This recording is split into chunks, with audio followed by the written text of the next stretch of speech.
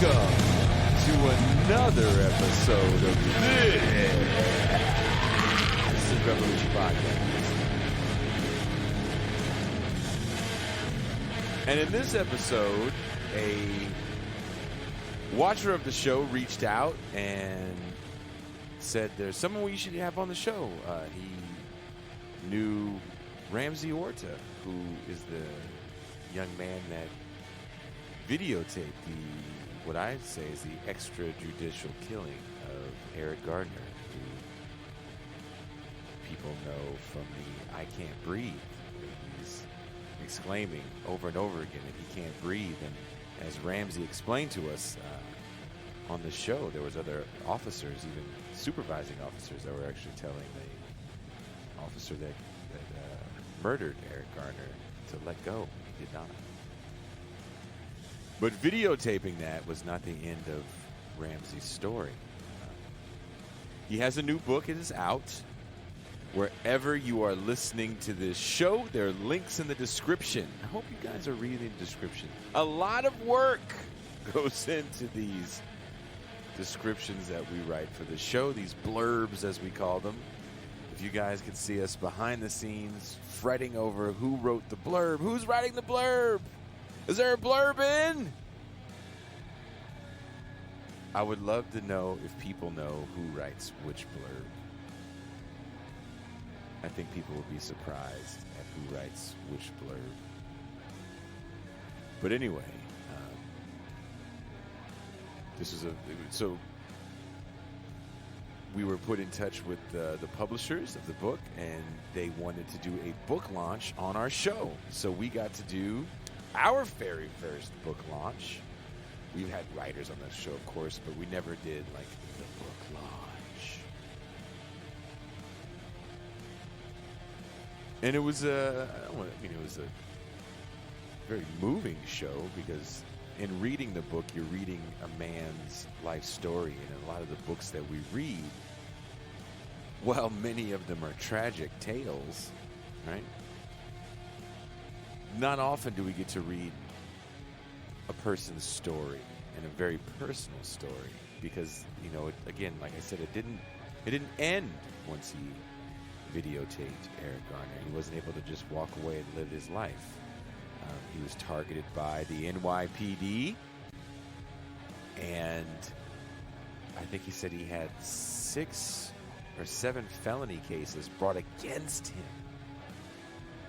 He was in and out of Rikers. Just very, very tragic story. So now he's officially on parole. Or off parole, sorry. So he's got some good things in the works. This is part of our Saturday free show. So if you don't know, on Saturday, we try to go as long as we can. So we got about 2 hours on this discussion, and it was a full house. The Saturday crew of me, Pascal, and Marcus of the Left Flank Vets. We were joined with the greatest middle manager that the Death Star has ever known, Deep State Kuba Wrzesniewski.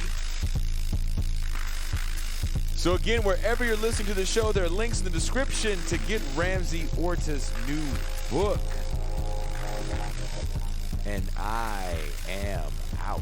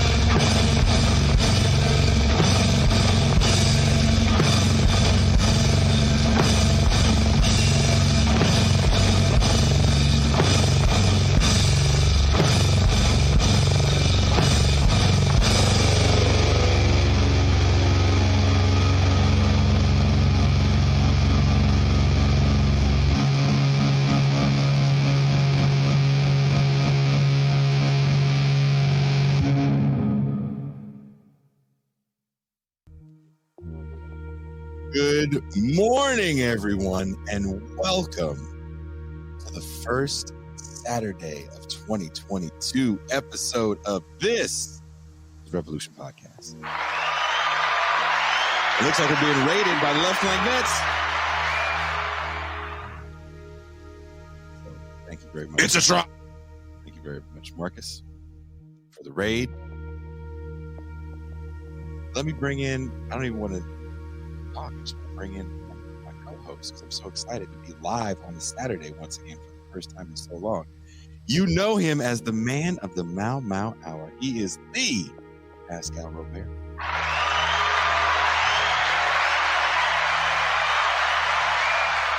Peace and greetings to the chat. Peace and greetings to the audience. Peace and greetings, Jason Miles. And also, someone says we're echoing. I don't know where the echo is coming from. I think that's a I lie. hear no echo. There's no echo. You're a liar. Stop it. Also coming all the way live, he is the Death Star's #1 middle manager who keeps all the stormtroopers in check. Deep State Kuba. Hello, everyone.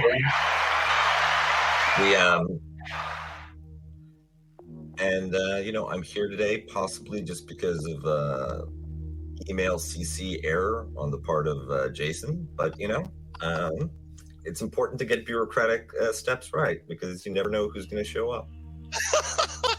So So just so we can say this publicly, I try to get everybody in the loop just so cats know. And I thought Djene was the one. Also, shout out to Bajalan for the new intro video. I love the new intro video. I love it. I love it. I love it. Watching it again, I love it. And I sent it, and was it last night or yesterday? Djene goes, "So Kuba's on the show tomorrow." I was like, I didn't think he wanted to be on the show tomorrow. He's like, well, I was like, he doesn't have to be. He's like, well, you sent out the email with everybody. I was like, well, I always try to tag everybody because it's a family affair. And I want the whole family to know what's going on. That's why. But yeah, I mean, I didn't want to turn down the invitation. I got Ramsey's book. I read it, and honestly, the more I thought about it, the more I wanted to be here. Well, that's beautiful. And it was interesting. We were talking to Ramsey a little bit before the show off air, and it was interesting actually talking to the man. I'm reading about this man's life, these intimate details of this man's life, and now I actually can see him in real life. So it was kind of like, oh wow. And back. This will be my first time physically seeing, but seeing this man in 2022. Thank you for the raid. He is everyone's favorite vet, Marcus of the Left Flank Vets. Yo. What's up? Marcus, Happy New Year. I haven't seen you since last Happy New Year. Yeah, how's everyone doing? Everything looks good. Got the new backgrounds and everything. New backgrounds, brother. Me and Kuba still just in the corner that our partners put us in.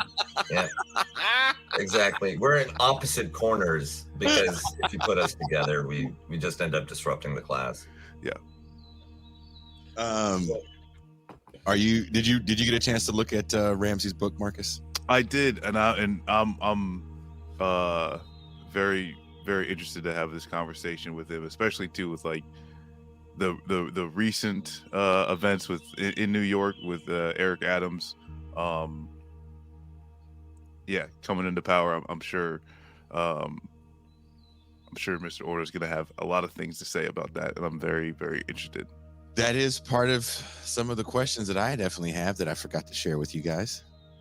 But for those that don't know, our guest today, Ramsey Orta, may not be a recognizable name, but he's forever linked to a very, very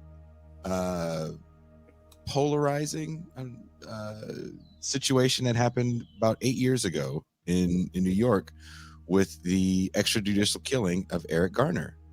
Ramsey was the man that recorded it. And he has a new book, and it's dropping today. This is actually his book launch. So throughout the day, we'll be putting links up so you guys can go get Ramsey's book. So without any air horn, you know. Oh, I don't. You know what? I just changed the shot thing. My shot thing. I just changed. Oh. You don't have the machine gun anymore. That's what I get. You guys complained about the gunshots all the time, saying it didn't sound real. So I changed the gunshots to me trying to be Admiral Akbar yelling out, "It's a trot." So anytime Pascal thinks there's a Trotskyite in the chat or on the show, I can press "It's a trot" really loud. Oh my God. And I still have a button. I still have a button to say "nigga what" too, by the way. Well, you gotta have that. I do need to warn Ramsey about that, because if he says something too outrageous, I'll be like, "Nigga what?" and it's a button. It'll go off. So this might be the weirdest show you go on for your press junket, Ramsey. I'm giving you a heads up now. You won't be on NPR on All Things Considered with Terry Gross hitting the "nigga what" button. But if Terry Gross does hit the "nigga what" button, you make sure to call me the fuck up and tell me that the seventh seal has been broken. An apocalypse is coming. Yeah, that's like Revelations 4:12. The N-word shall be spoken on the national public radio. We have Ramsey Orta here. That's a very interesting tale. What? Nigga, what? Without any further ado, coming all the way live from New York City, Ramsey Orta.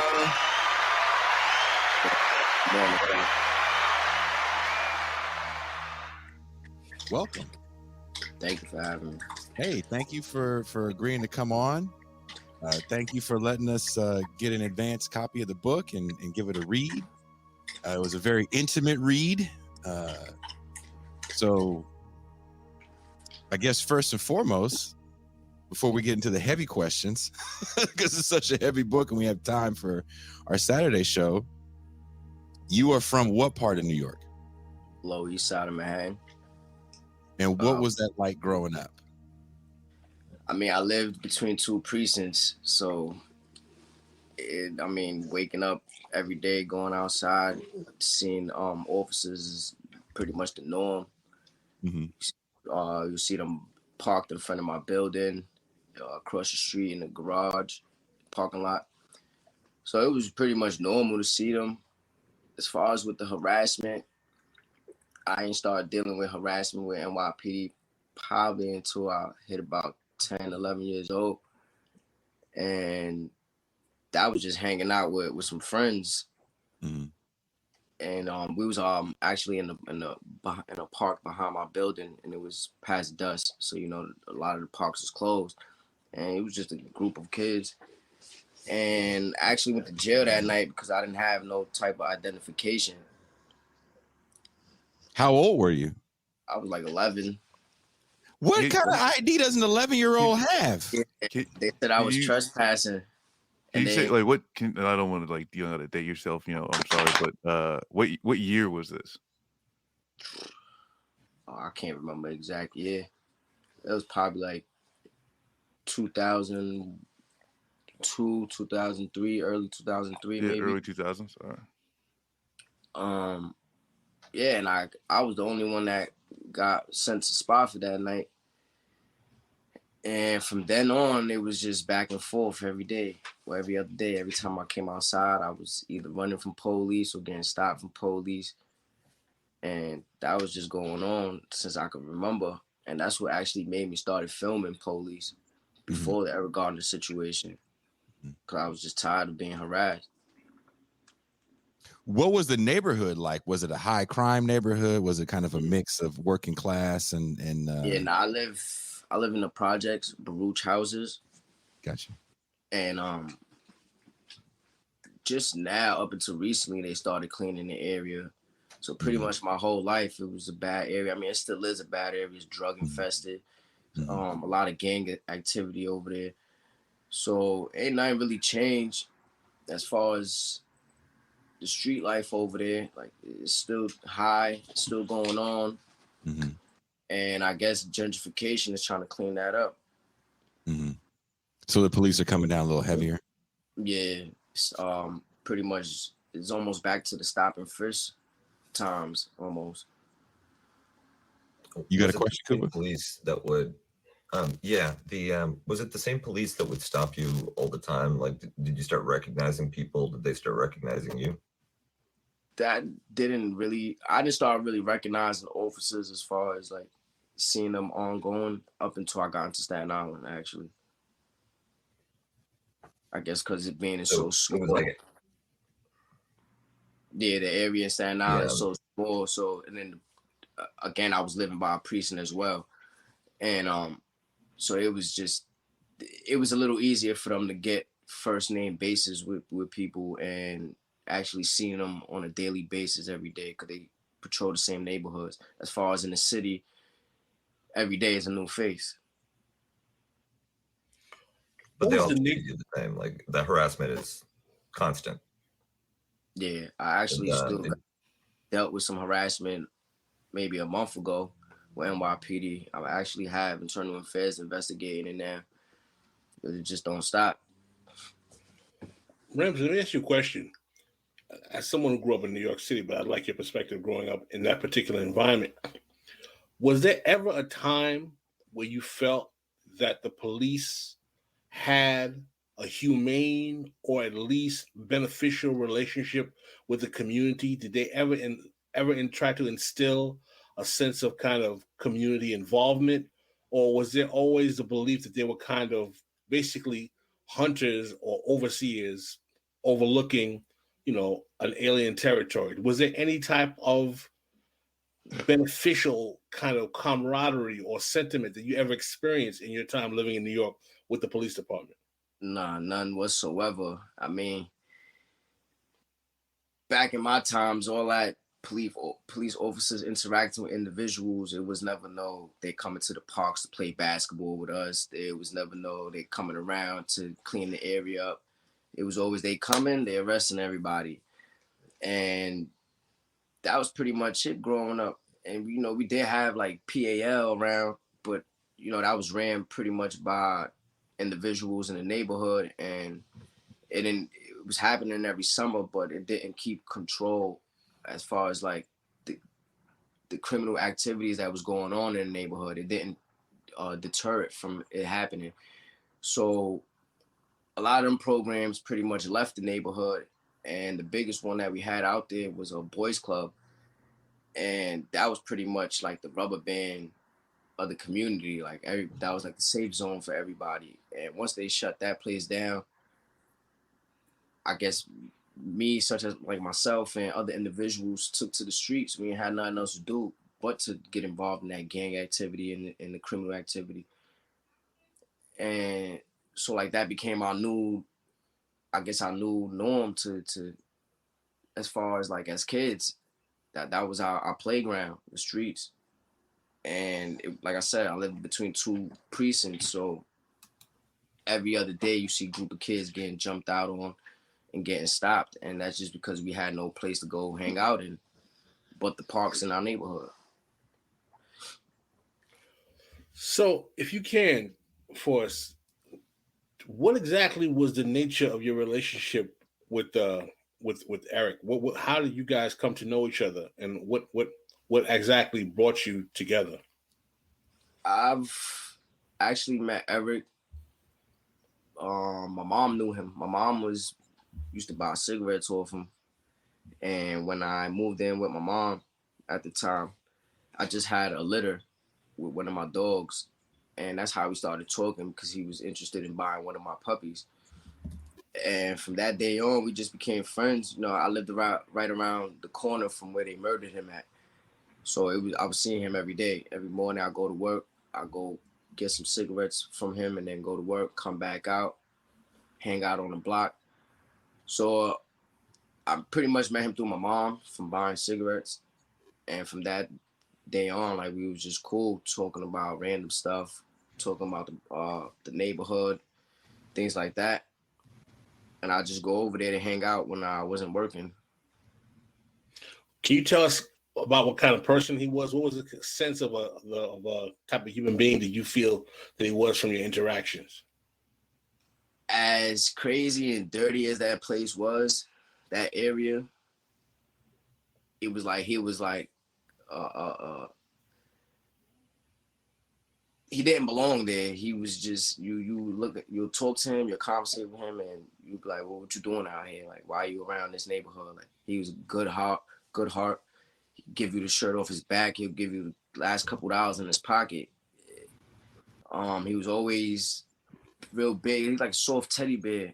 All the kids loved him. He was like the grandfather of the neighborhood, kind of. And it wasn't just in that area. Like I've heard of Eric's name, and people talk to him all over Staten Island. So it's like everybody knew this man. Everybody knew where he was stationed at. Everywhere he put his feet at, everybody loved him. And you talk about in your book about how he basically had a health challenge that really precluded him from being able to get consistent employment. Can you talk about that a little bit? I mean, I really don't know too much. I just know he had asthma. He had a lot of breathing issues. I don't know specifically what breathing issues he had, but he was a big guy. And so I guess from him being real big, he couldn't really work as far as like hands-on or too many long hours under the sun or anything. I don't know his background too much, but from the time I met him, like I said, he was a real big guy, so it ain't look like he was mobile too much. Well, a gentleman named Matt Taibbi, I don't know if you read his book.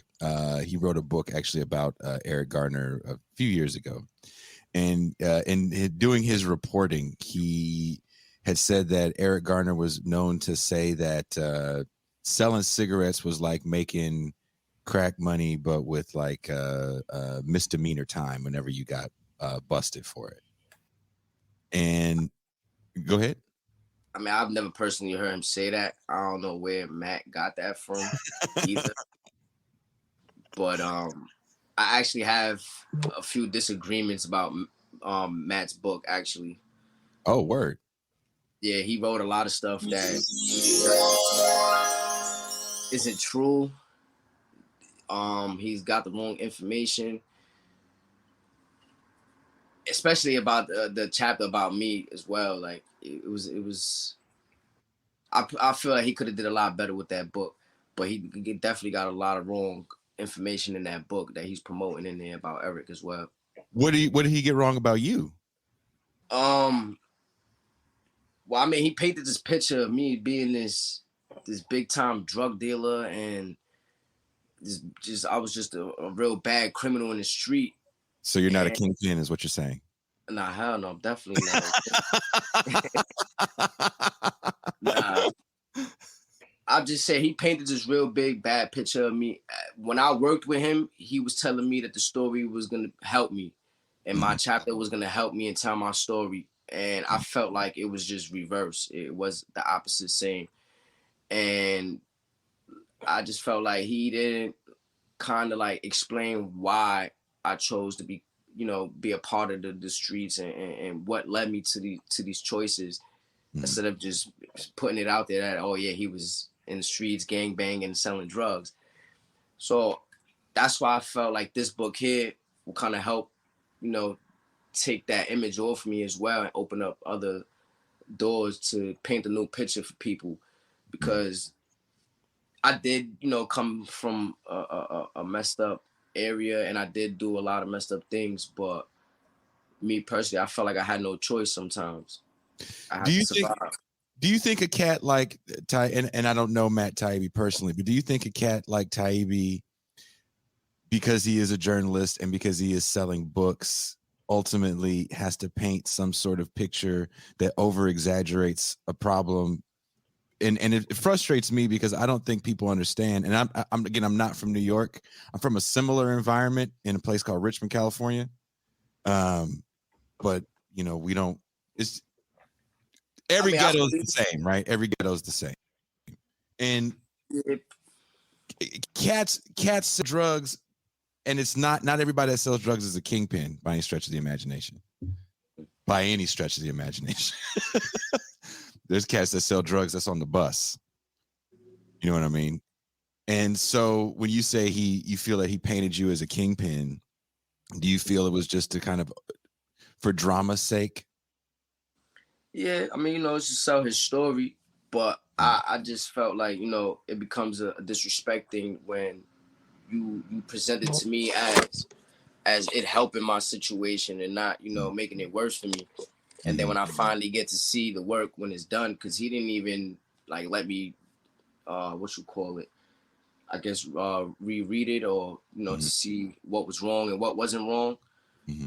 He just published it, and yeah, so I mean, I feel like he did what he did to boost his sales, but at the same time, it's like you just don't you don't put the money in front of a situation like mine's. You can't put a price on it, because it's like a man lost his life. I technically lost my life,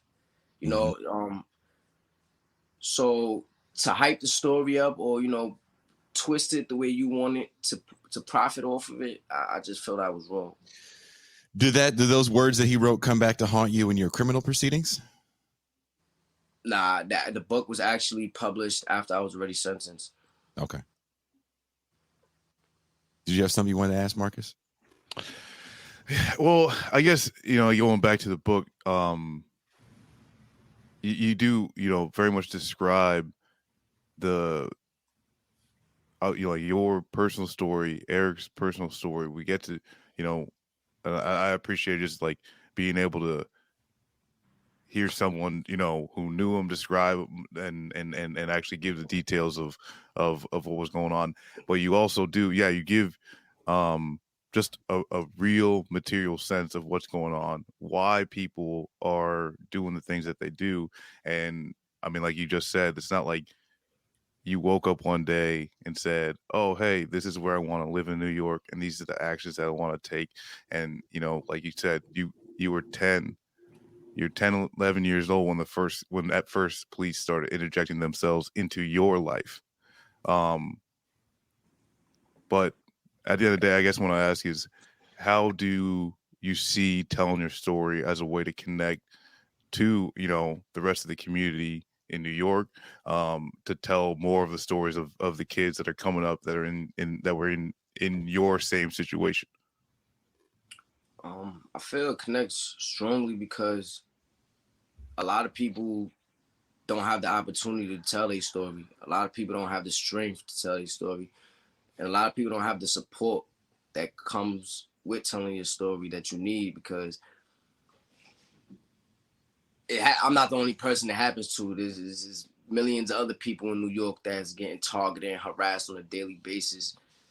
And, it's either they don't have the platform, the opportunity, or the right resources to get it out there and tell a story. So I feel like as long as I have those three and I maintain those three to keep telling my story, it will give people the courage, to come out, either stand side by side with me or, start their own lane and do their own thing as far as getting involved in the community. But I just feel like as long as I keep telling my story, Eric's situation is never going to die down. My situation is never going to die down. And it's just going to keep a bug in people's ears to keep watch to the stuff that's going on. Because as you see from my video, hundreds of other videos popped up right after. Like if it was just like the switch to a whole new thing going on.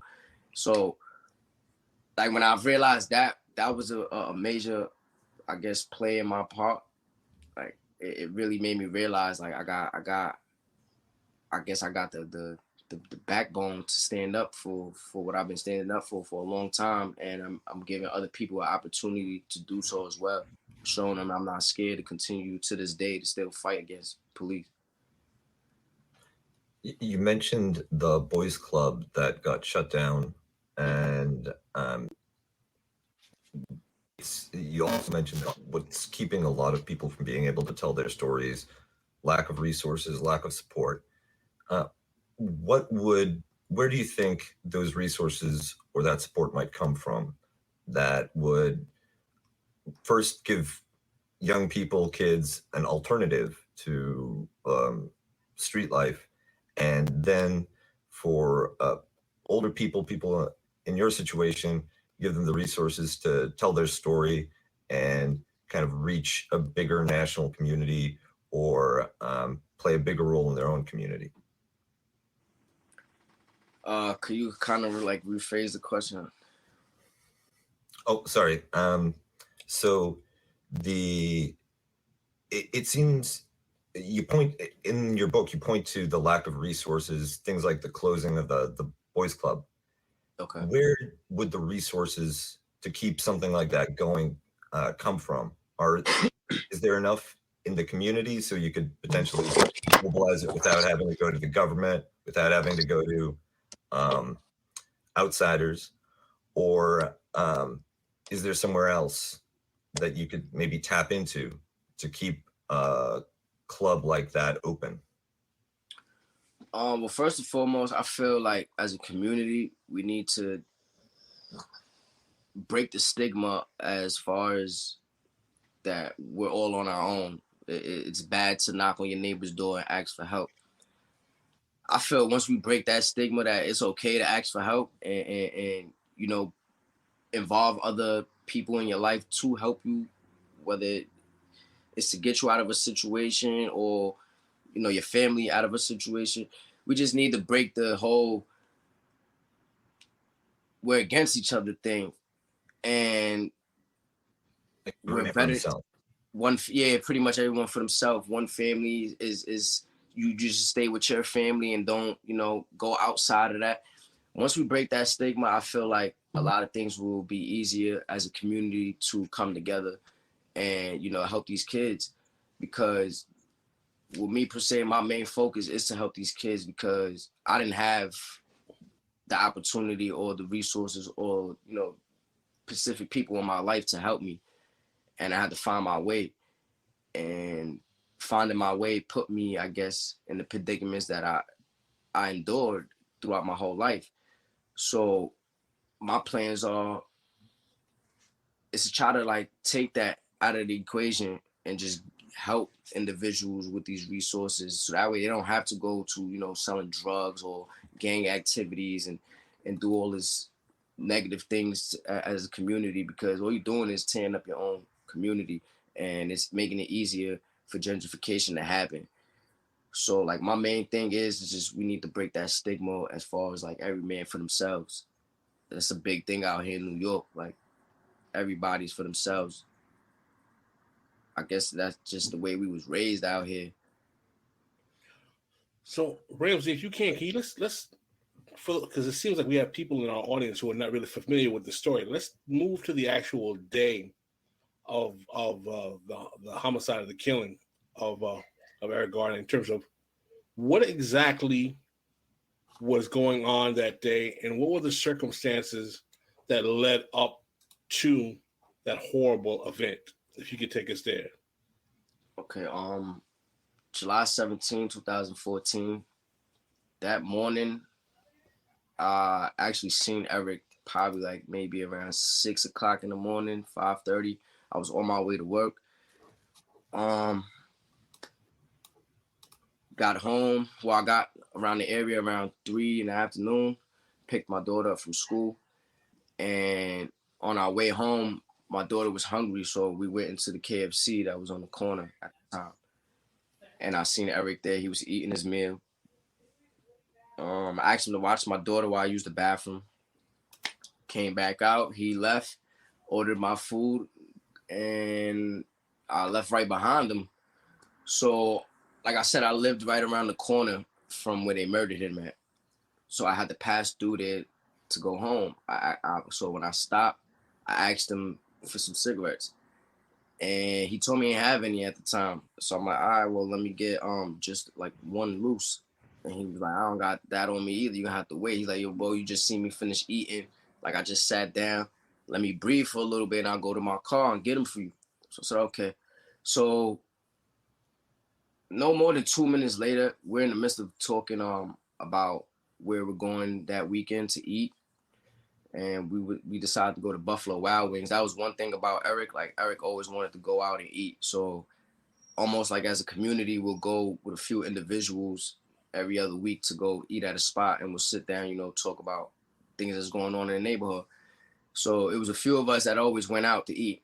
So like I said, me and Eric was talking about where we was going that week, and we decided on Buffalo Wild Wings. And in the midst of that conversation, a fight breaks out next to us.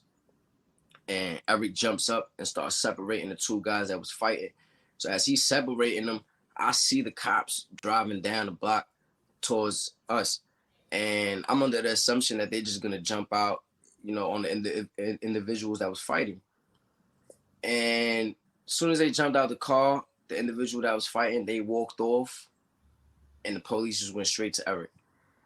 And that's when the whole thing just popped off. Like, at first I wasn't recording. They was going back and forth, and he was telling Eric to turn around. And Eric kept telling him, turn around for what? Like, what did I do? And he was like, I just seen you sell a cigarette. And he like, you ain't see me, so I don't even got no cigarettes on me, so I don't know what you're talking about. So that's what made me decide to pull my phone out and record that incident, because I was there with Eric, and Eric didn't sell no cigarettes. He literally just broke up a fight.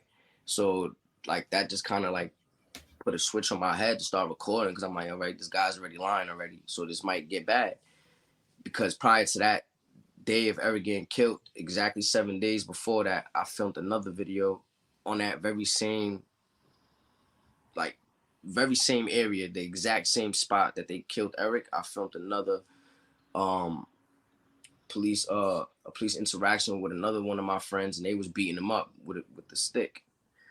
And so it was just, I guess, from me having the history with police and me seeing him lie right in front of me, so it triggered me to pull my phone out, start recording, and it went from there.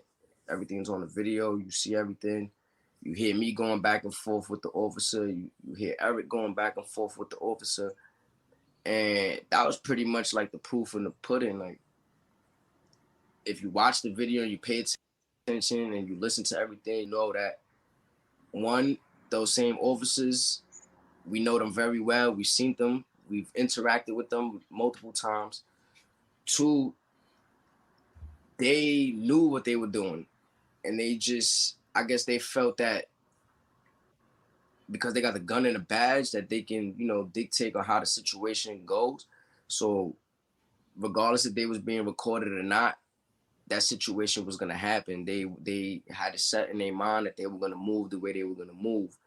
And like I said, if you pay attention to the video, when you hear the backup sirens come in the background, that's when Pantaleo just like, he throws his hand up as a sign and then comes up behind him and starts choking him.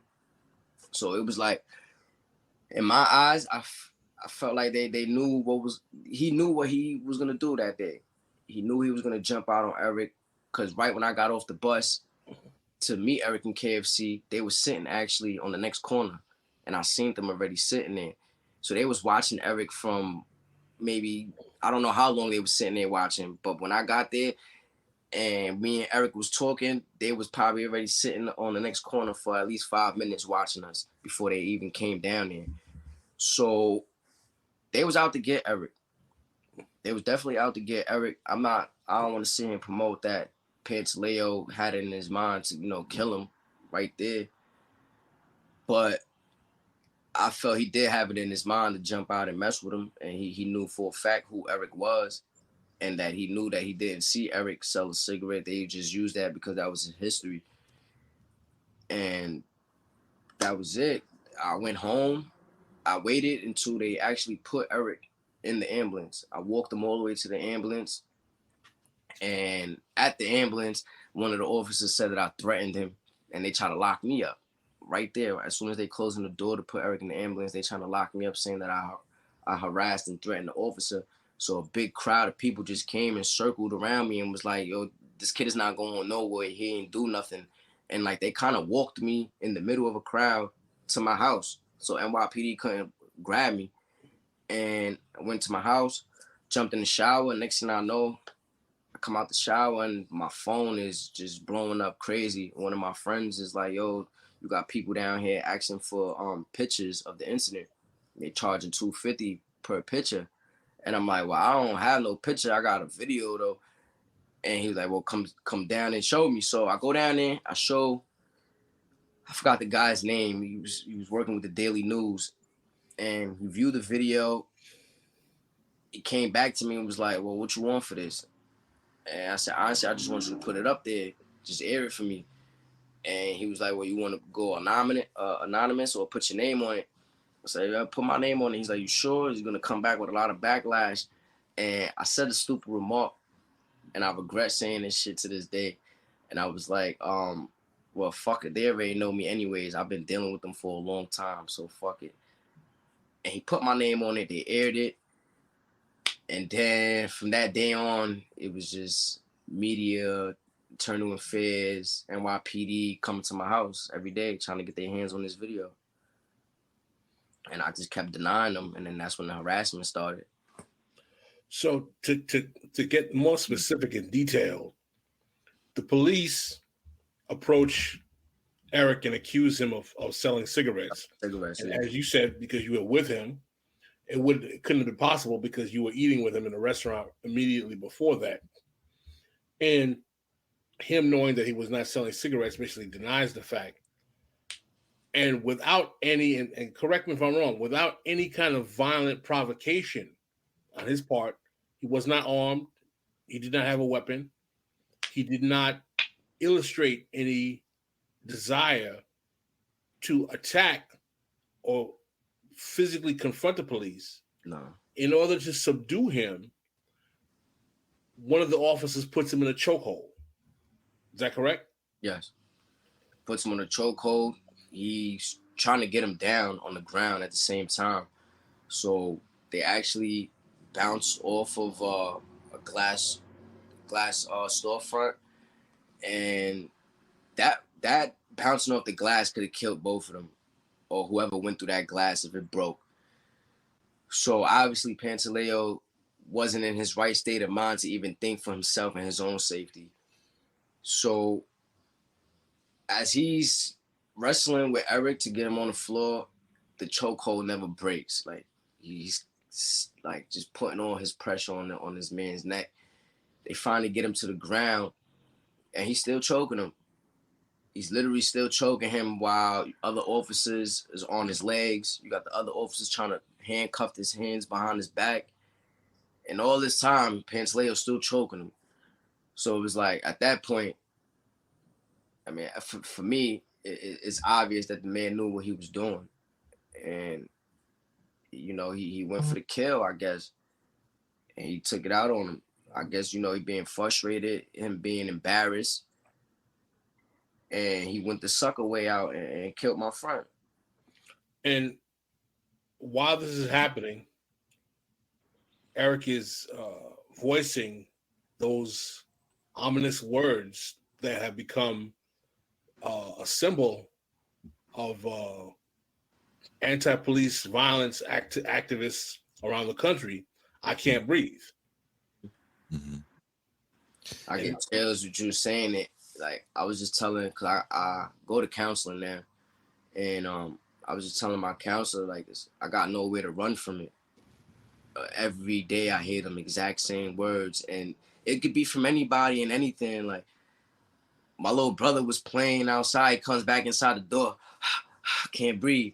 Like, so it's like, I hear this shit every day on a daily basis from everything, TV, the radio, and it's just, sometimes it gets me, drives me crazy, because it's like, even when I'm alone by myself and it's quiet, sometimes I'll hear that I can't breathe, like, or it'll just start like playing in my head, I can't breathe.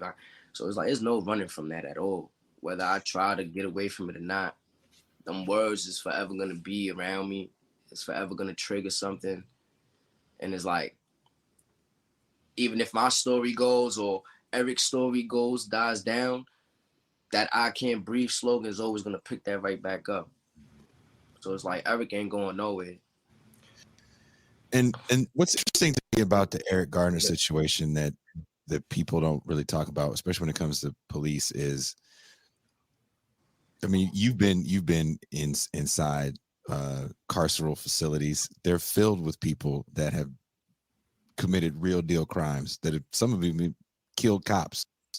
Mm-hmm. And it's like cops know who to fuck with and who not to fuck with, right?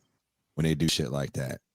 And when you see a man that is that large and out of shape, and you know he's not known for fucking up cops, it's almost like they know, like, we can fuck this guy up, and we're gonna fuck this guy up, and it's gonna be fun, because they approach shit totally differently. If you've ever been around cops where they see like, oh, this dude done shot, you know, X amount of people, and they extreme caution. They're very polite. That person gets put in the car, goes off to the holding cell, and they get treated at McDonald's as well. But if you got bullshit warrants, wino time they call it, bunch of DUIs, selling loose cigarettes, that's your ass. In line with what you're saying, Jason, which is really important, is that one thing we have to understand is that police have a thing called a use of force matrix. The use of force matrix is literally like a mathematical formula that tells them that when you're confronted with X amount of force, you respond with X amount of force. So they are supposed to be trained in knowing, based on what kind of force they are confronting, what kind of force they are responding with.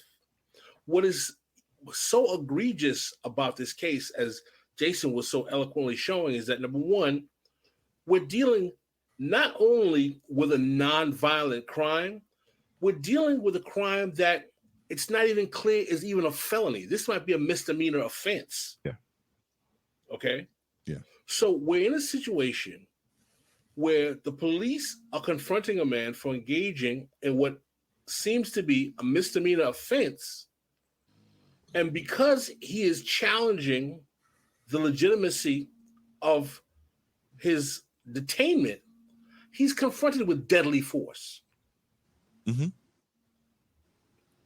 You got it. You have to be subservient to that personality at that moment. And I've said it before on this show, back when it was just me talking into the void.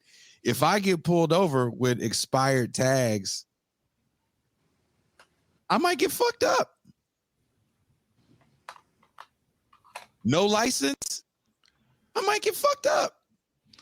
I mean, that's I mean, the other day I had an incident, and I called the police, and I was the complainant.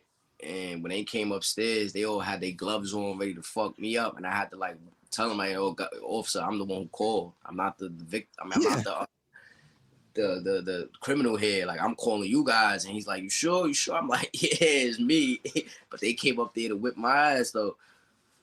That's real talk. It's almost like cats don't understand.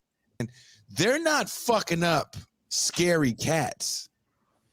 Yeah, They're fucking up regular ass dudes because the scary cats got them shook. You know, and they're hard, right? Like, why would you ever do something that is difficult and challenging and risky when you get the same perceived credit for doing something that's easy and no risk? Right? A collar is a collar. A warrant is a warrant. A ticket is a ticket. And despite the tough officers, it's funny because you hear both. We put our life on the line every day. We take all of these risks for your safety, and also the safety of the. And in the very next breath, you'll hear, but the safety of our police comes first. Yes. Do any steps necessary. Use any violence, use any force necessary in order to make sure you come back safe and sound, regardless of what happens to anybody else. Bystander, exactly, the warrior cop. And I find it breathtaking that people accept this double talk, that you're supposed to honor the police for the risks that they take, while also accepting that they're not going to take any risks, because if they detain for a moment, if you're concerned for their own safety, then they'll just use lethal force immediately. And what's But, interesting, Kuba, and I want to hear what. Oh, I'm sorry. I just wanted to tie it back to like that moment with Eric Garner. Once the police started using the chokehold, once things had gotten to that point, do you think anyone could have intervened with any kind of success? Like you mentioned in the book that in your own case, if you had tried to like get involved, pull the police officer out, then it would have just ended terribly for you as well. That wouldn't have worked. Would anything have worked? Would any intervention by any different person been able to stop them, or is it like once it gets going, there's no way to intervene? Yeah, once he got going, he was off to the races, because they actually had multiple officers there telling him to let go, and one of them was a sergeant, and the sergeant actually got penalized. It wasn't even, I'm not sure if they had any media coverage on it, but a black female sergeant was there on the scene, and they pretty much tried to put the blame on her and put everything on her because she was the supervisor of the incident, I guess. And in the video, you actually see her behind Pantaleo, like tapping him on the shoulder, telling him to get off. And it took her a few times to get his attention, but she was the one that got Pantaleo off Eric's neck. And but even that, like I said, like she even got penalized for and doing her job. It was a struggle even for his own boss to get him to stop. Say again, Kuba? It was a struggle even for his own boss to get him to stop. Yeah, pretty much. Like he was in his own zone, and I guess he blacked everything out, and he was just hanging on for his dear life. Like if he was in danger. It's interesting. And of course he wasn't, right? He was the one doing the choking. What's interesting to me is, like, when you grow up in these environments, you also are taught as the citizen in these environments that you have to come home safely, right? We have to do whatever we have to do to get home. So you almost have ingrained in you, both people, like, hey, it's rough out there. You got to get home safe.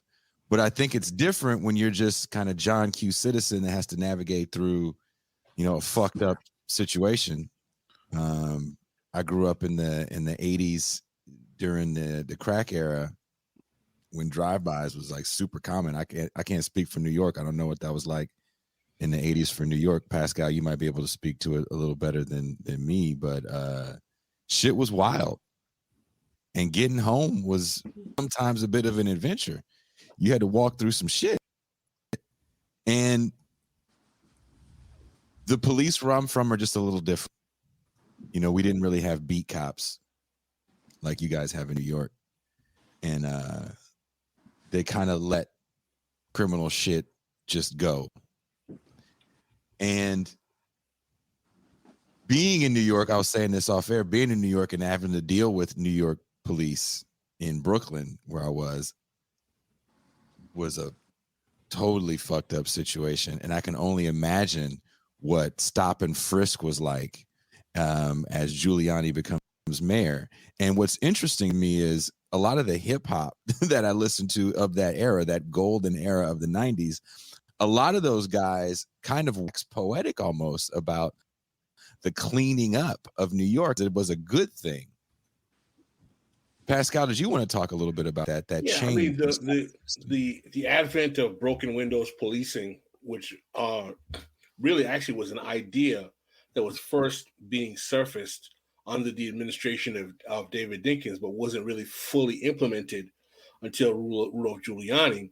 And the theory behind broken windows policing is that you don't start the interface of police with high-level crimes. You actually start with small, what are considered kind of antisocial kind of infractions. The squeegee man who stops when you stop at a stoplight and he cleans your window, he's got to go. The jumping toll fares has got to go. Littering has got to go. Loitering in certain places has got to go. So what happens is that the philosophy with broken windows policing is that you increase police presence to deter small level offenses, violations that might not even be misdemeanors. And the weight of the police presence is going to be so ominous that it will deter the desire of people to engage in higher level policing. Well, one of the consequences of the implementation of broken windows policing is that you're going to maximize police interaction with civilians in communities that traditionally are high in crime, and of course, are generally higher in Black and brown populations. And you're going to give license to police suspecting individuals of those lower level offenses. And the consequence is that there will be more police interfaces. And one of the consequences of those interfaces is that people who normally would not end up in the system will end up in the system because, you might say, oh, we found a joint in your pocket, or you got to go downtown, or you got a nickel bag, or you got to go downtown. What? You got a couple of warrants, you got to go downtown. So it ends up basically becoming a funnel system for mass incarceration. And there's also quotas that police officers receive in terms of how many citations they need to write, how many tickets they need to issue, metrics, key performance indicators. And if you don't hand out your entire booklet of citations by the end of the month, then you're written up. You're the one who's in trouble. So you look for people to jam up. Yeah, because these are called quality of life offenses or quality of life crimes. Well, I want to read this. I want to read this comment that someone left. Nance. I was a cop for years after the Army. We used to fucking love fighting. Called it doing paperwork. I was literally a goon for the state. Took a lot of soul searching to come to terms with it all. That's heavy. And I wonder, Ramsey, too, is like if you could kind of shine a light as like part of the book too, is like you talking about corruption in society and like through policing. So I wonder even too if like you can just like, kind of expand on that and what you mean, and on the tail end too, if you could, with Eric Adams coming in, former cop who said he likes broken windows policing. He, and he even said you feel like it's harkening back to those days. Where do you see New York going? How do you think people can kind of come together to fight back against some of these things? Well, I forgot this lady's name, and she grabbed my attention because she had this YouTube, a video on YouTube, and it was called, the pipeline between preschool and prison. And it caught my attention because I felt like I was a product of that. And so me paying attention to that, I opened up other doors to learn more about, the system that I'm fighting against.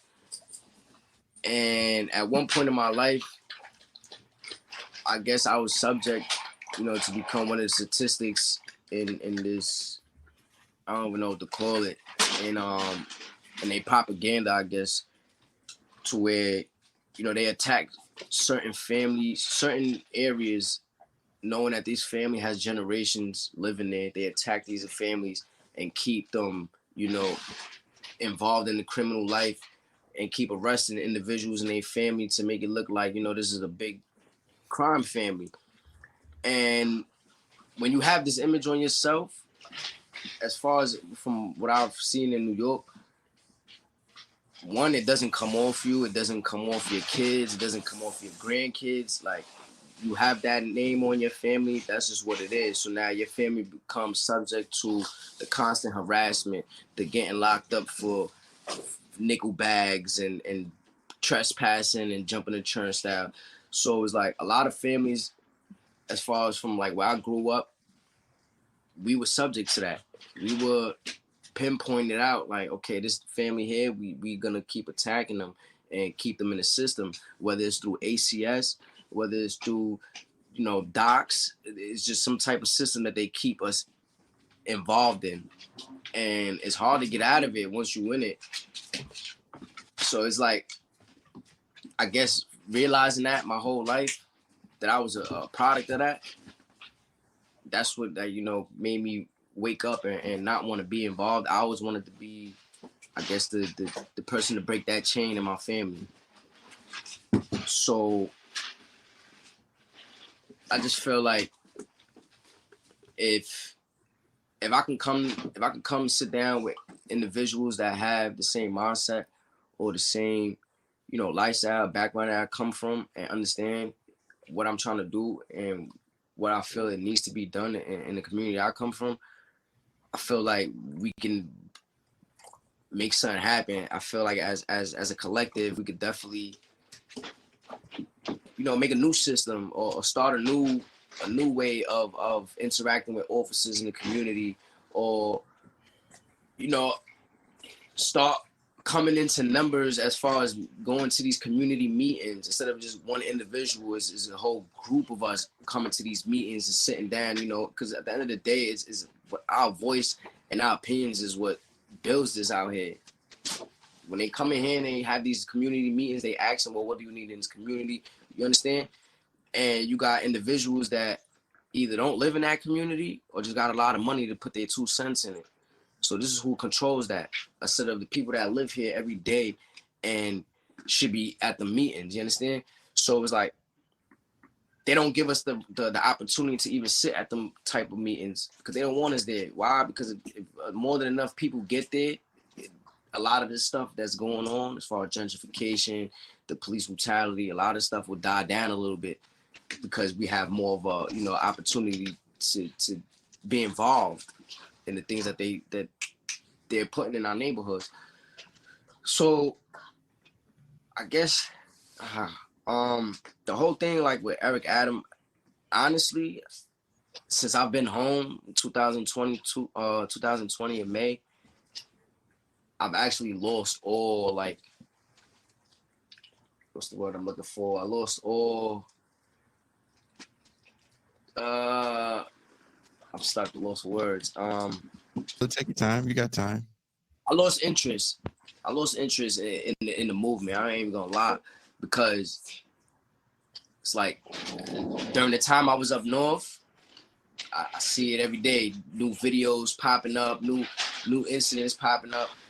So after a while, like, that shit gets traumatizing, man. I don't know about anybody else, but for me, and actually being, the person behind that camera, I kind of let all that shit go in the last in the last year. So I don't pay attention to what's going on, especially like as far as with New York, being that I can't stand New York. I hate this place with a passion, like, and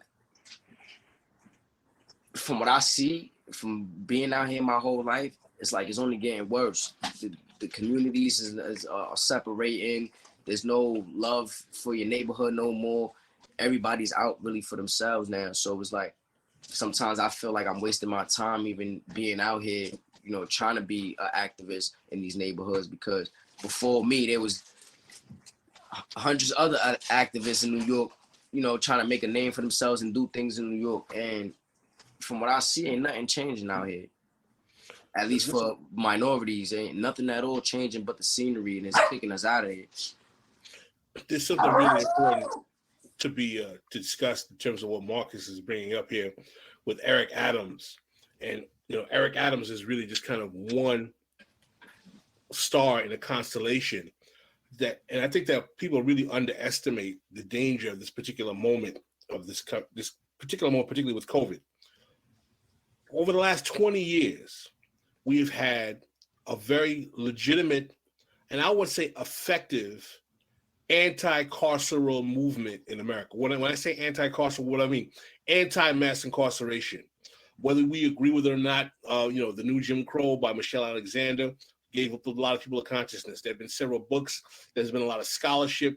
There's a lot, even, you had Republicans talking about diminishing mass incarceration. Oftentimes, because of the economics, it was viewed as being too expensive to be able to continue to perpetually incarcerate people. So we've seen from the early arts up until today, a really consistent awakening in the consciousness of the American body politic to challenge the efficacy of mass incarceration and the carceral policies that come out of the 70s, 80s, and 90s. We had 3 decades of serious pro-incarceration bills, and that we started to see in the early 21st century, people started challenging that. And I would argue, based on my politics and my worldview and the way I look at mass incarceration, that is a good thing, because mass incarceration is nothing but a gateway to poverty, particularly for Black and brown communities and even working class poor white communities. But one thing we have to understand is that with the rise of this COVID-related crime wave, and it is related to COVID in its various iterations, but we have cities with 30, 40, 25%, sometimes nationally increase in crime. I'm very concerned that anti-carceral, that anti-mass incarceration politics is about to evaporate very quickly. And what I see with the rise of mayors like Eric Garner, when I see nationally a massive trend of incorporating Black women into police chiefs all over the country, this is a national trend. I'm very concerned that we're going to see a pivot in the Black political class in these urban areas to bring back the worst of tough on crime policy because of this COVID-related crime wave. And I actually am very concerned that within the next administration, Republican or Democrat, we might see a new crime bill to dealing with the proliferation of this COVID-related crime phenomenon that we're seeing today.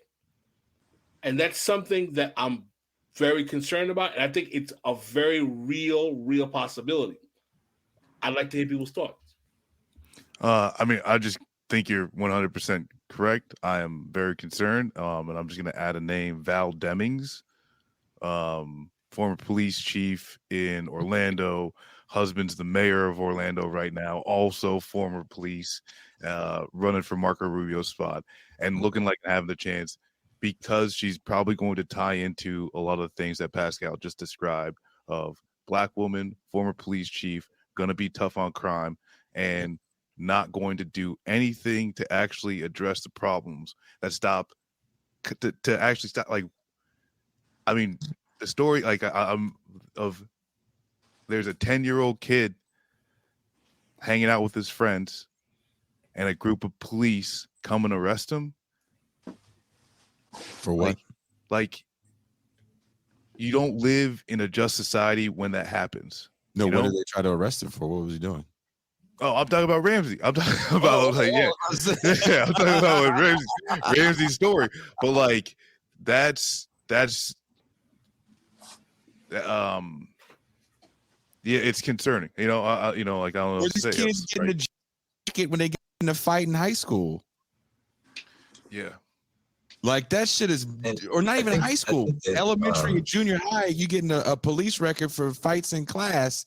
And that was one of the things that pushed Khalif Browder over the wall when he was in his what do you call it?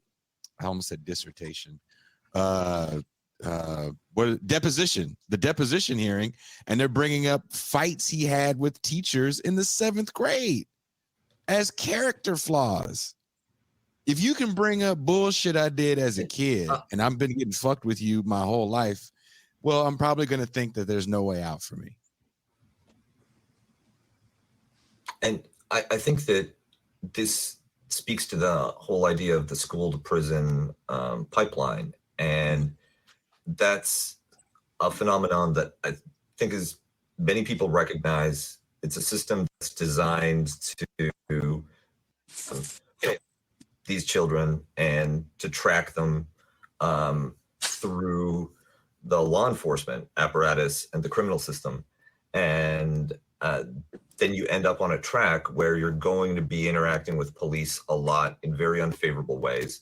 And your record, your fingerprint in the bureaucratic apparatus of government is going to be a criminal record. And one thing that's crucial is, of course, to take that down, but it's also important to realize that everybody's in a pipeline.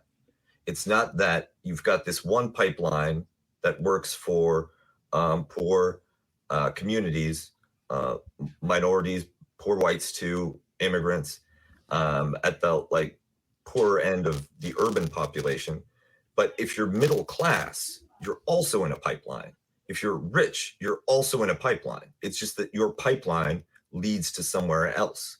But there is a system that's designed for you, and you get slotted into it, where you get your official identity, your social security number, your high school record, your college degree, and it leads to a different destination.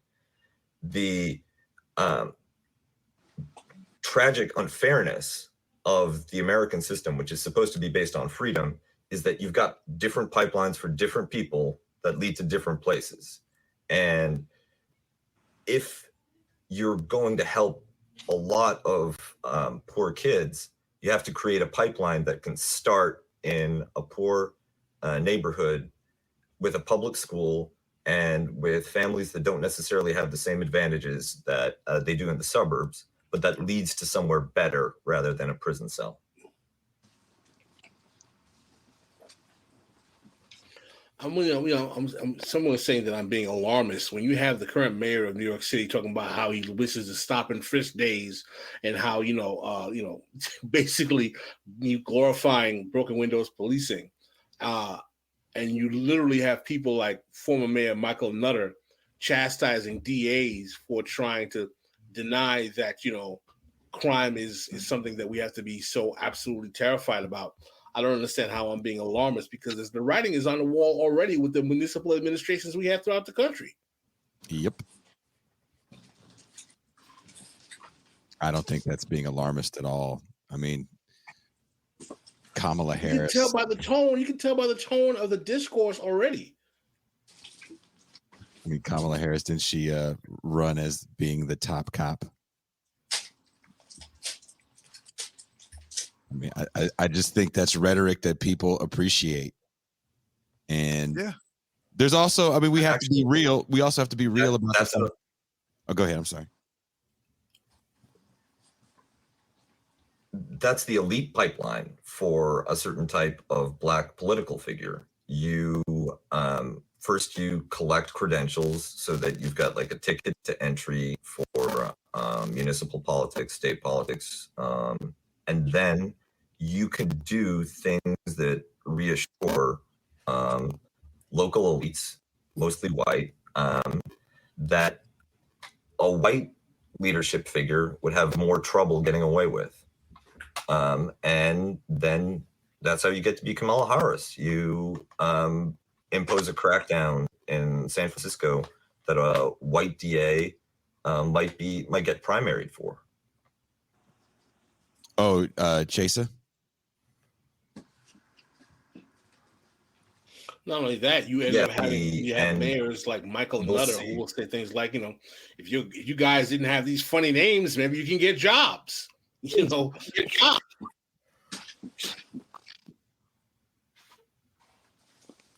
So I agree with Kuba 100%. It's part and parcel of the black class to play bigger, badder overseer with the working class and poor members of the Black community in order to shore up their bona fides with the ruling class. And I have a question, actually. Is a new crime bill even necessary when effectively through just the mass implementation of a bunch of other policies, you're getting, the same result? Joe Biden has been giving police departments more money, hiring more police. you know, they I can't remember what state, but they just opened up. Was it Arizona? They're now transferring over to a private prison from one of their state prisons. So, I mean, is it even necessary at this point, or just rhetoric plus, you know, smaller policies stacked on top of what has already been built? There's a chat on the screen. Pascal, can you read it? Sure. It's funny seeing all of these crust punk demonstrator kids become law and order JRE fan fascists as soon as they get mortgages and have children. Tell us how you really feel, Strong.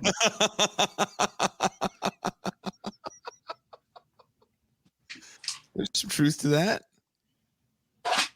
But we have to be honest about the fact that, and this isn't to justify any sort of like police overdoing it, is that some of our neighborhoods are fucking frightening. Some bad dudes. Corn pop, yeah. There's some real life corn pops out there fucking people up. Yeah, I mean, no one is up just fucking up random people that you have some fucking power over that you're not afraid of is not making the situation any better. I mean, I don't think any of us is going to say it was like, oh, well, you know, there's nothing wrong with a little, you know, inner city crime. There's nothing wrong with a few, like, you know, home invasions. I mean, obviously, listen, crime is a consequence of the political economy of the communities in which the crime comes from. Poverty, social degeneration, social dislocation, they're all correlative. The question becomes, is the goal of the political establishment to remedy those problems by simply incarcerating individuals and spending state resources while rendering more and more people into economic redundancy where they have no options but to commit crime? Or is it maybe possible that we create a policy initiative to change the political economy and the economic reality of poor and working class people in these communities to diminish the incentive of criminal activity through maybe having vocational job training programs, skill set training for youth, apprenticeship in municipal construction jobs where you get skills, housing. You know what I'm saying? Neighborhood self-sufficiency. Housing is the biggest thing, if you ask me, because without it, that's what makes you lose control. And if you ain't got a steady place to sleep at night, you out there doing things to get there, and then stealing, robbing, selling drugs.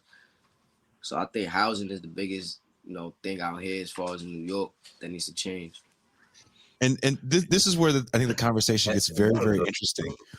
We're sitting here talking about the problems, and then there's some people in the chat go like, what about solutions? And it's like, what's the first solution? Everybody says housing. It's never, whenever you hear the defund the police discussion, and this isn't, there are people that come on this show that are friends of show that also agree that, you need public goods governance that goes beyond just police accountability when it comes to reducing crime. But housing needs to be more a part of the conversation when we talk about justice, because we need to start talking about what just societies should look like. And one of the most grotesque and visible forms of injustice in America is the situation where you have a city like Baltimore, where there's large numbers of vacant lots side by side with a large homeless population. The work to remodel and remediate those houses, that's exactly the type of work that could get you that trade training that Pascal was talking about. Carpentry, plumbing, and then you're not only developing the housing stock locally, you're also developing the skills to maintain it and augment it in the future. So you're saying a public works program that you can do on a national level, but let's just take it locally. Let's say if we start in a place like Baltimore or Detroit Metro also has a ton of vacant housing. People can learn how to refurbish these homes, and instead of developers getting in there buying entire zip codes of land for pennies on the dollar, the state comes in and gets it.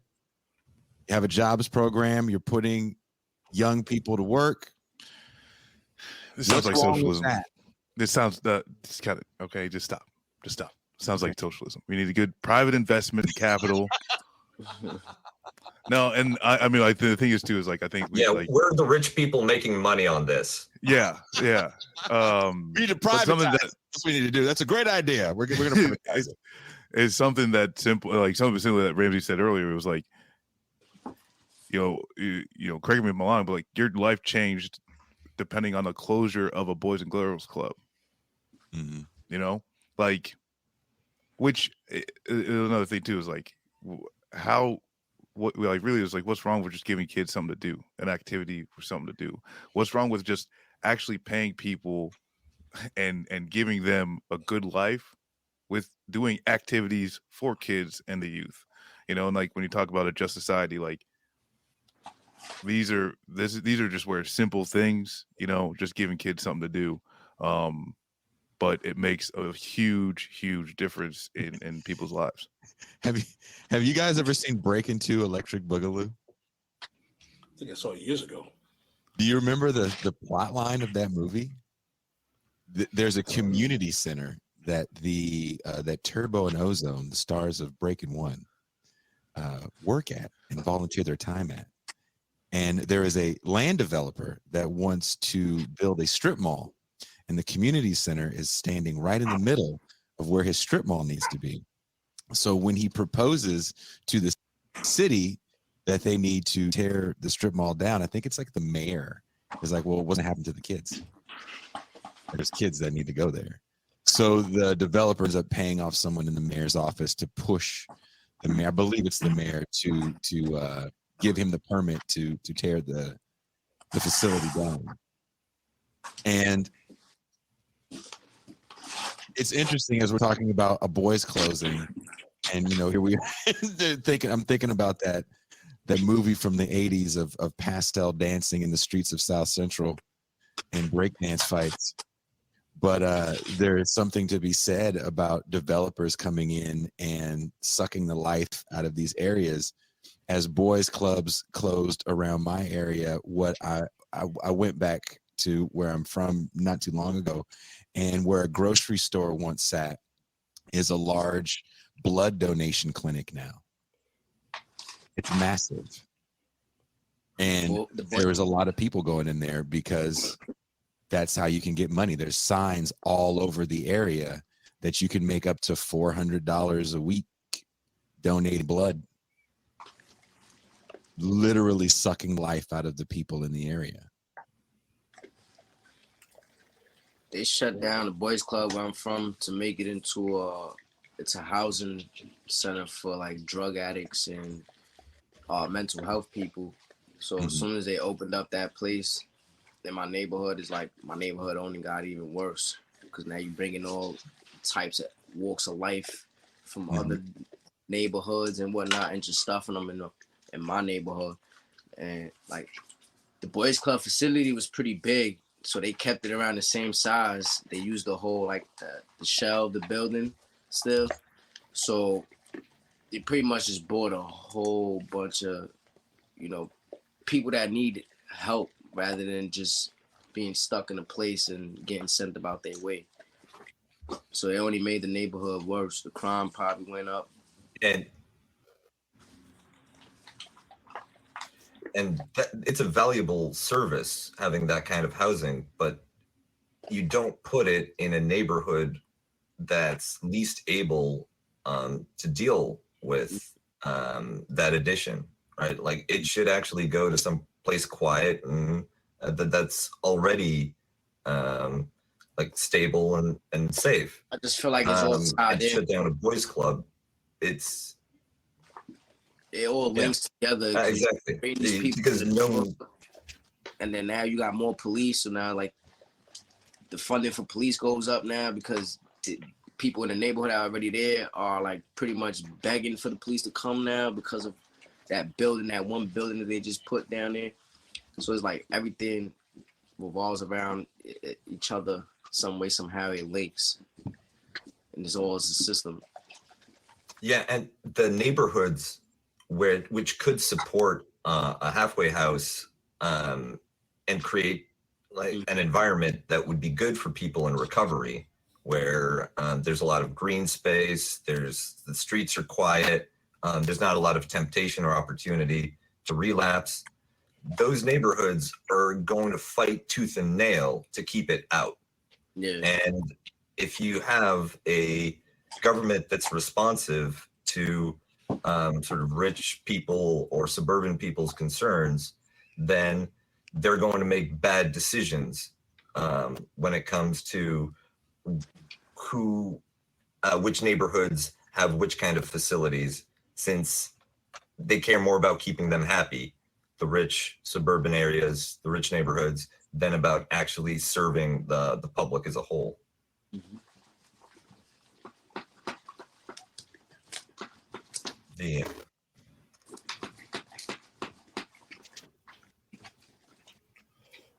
And one thing that kept coming back to me, reading your book and reading your interactions with the police, is how much it felt like an occupation and how much it felt like you were getting singled out because you recorded the video.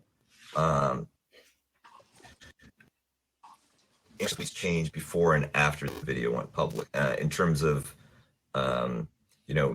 how they treated you and how you moved through the system.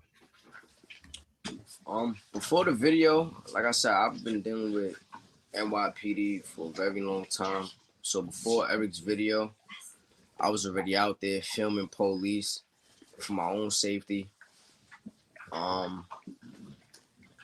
It became a hobby, actually. I guess being the lifestyle that I had, being involved in the gang life,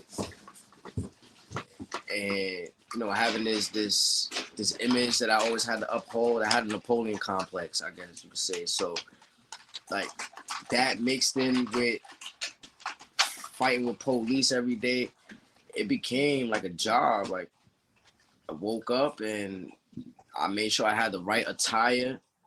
I made sure I didn't have too many things in my pocket just in case it was a situation, or it was certain things that I did walk with in my pocket just in case I did get locked up, like a piece of paper with all these numbers on it, my lawyer's numbers, things like that.